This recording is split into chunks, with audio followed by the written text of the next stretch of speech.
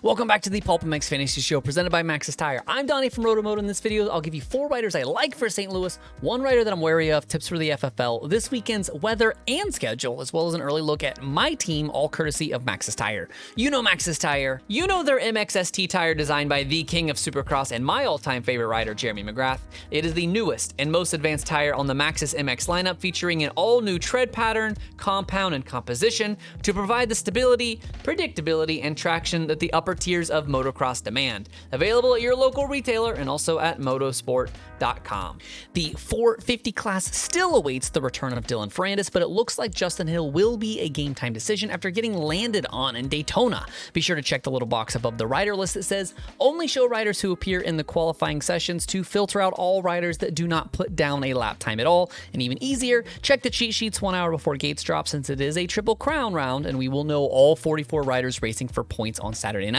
All right, on to some picks. 3 riders I like, 1 that I don't, and a high handicap guy if you're looking to gamble in order to win an authentic Kyle Chisholm jersey this weekend. 250 All-Star, let's hope for a bounce back from Jordan Smith. The Star Racing Yamaha veteran reported that he passed concussion protocol last weekend despite his chest taking the blunt of the blow and not his helmet like previously thought, so there should be no injury concern.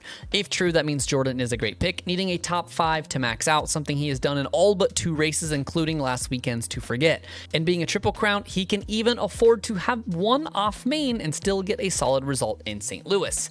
Someone to stay away from this weekend is Michael Mosiman. The returning Mosiman showed great pace last weekend, but his handicap just won't allow him great points. He benefited from the conditions, allowing him to qualify first overall, having a much better track, but I am more concerned about his fitness this weekend. Mosey was off the bike a considerable amount of time due to injury, and a Triple Crown is essentially double the amount of time on the bike in a full field, and with no title to fight for, I doubt Michael is going to be pushing late into that top 5. 450 All-Star, I like the look of Ken Roczen. 1 week after the 94 had to head to the LCQ, he is back with a 3 handicap for a format that he is built for. Ken gets great starts and is the best sprinter in the game. His last 9 full field gate drops, Ken has an average finish of 3.5 and led laps in all 3 main events at the last indoor Triple Crown in Indy just 2 weeks ago.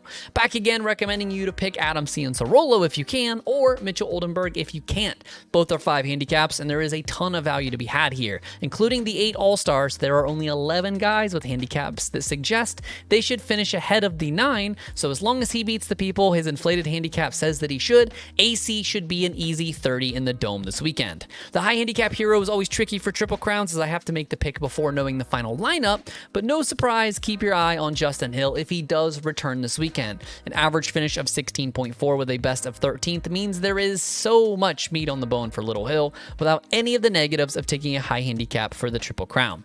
Moving on to the FFL's, Kitchen has established himself the cream of the 250 crop as the only 250 with more than 1, and with 3 chances to pull it, I think it's worth giving him a look here. 450 side not as clear, with Sexton matching Jet at 4, with Roczen still sitting above at 5. One thing is clear, if you are picking anyone from this class, it has to be one of these 3 guys. The last Dome of the season in St. Louis negates any weather, which is a shame because it's actually going to be touching 70 and sunny on Saturday next to the Arch. Race Day Live kicks off at 1:30 p.m. Eastern, with qualifying cheat sheets dropping 1 hour before the gates do. Instagram and Twitter will see them at 6 p.m. Eastern, with the picks locking at 7 p.m. Eastern, 4 Pacific, with gates dropping there shortly after. My Thursday team sees Jordan Smith on the All-Star 250, Phil Nicoletti at a 2, Hunter Yoder at a 5, and Talon Hawkins with an 8. 450 side, I like Kenny at a 3, Adam Cianciarulo at a 5, Beta Benny Bloss with a 6, and his teammate Colt Nichols at an 8. Don't forget to follow PulpMX Fantasy and at RotoMoto on both Instagram and Twitter for injury updates as the weekend rolls on, qualifying info, and stats and banter throughout the race itself, and those fantasy cheat sheets once qualifying is done and wrapped. Thanks as always for watching the PulpMX Fantasy Show presented by Maxxis Tire. My name is Donnie. May your chiz this weekend. Remember that 8 is great. And most importantly, have fun. Good luck, y'all.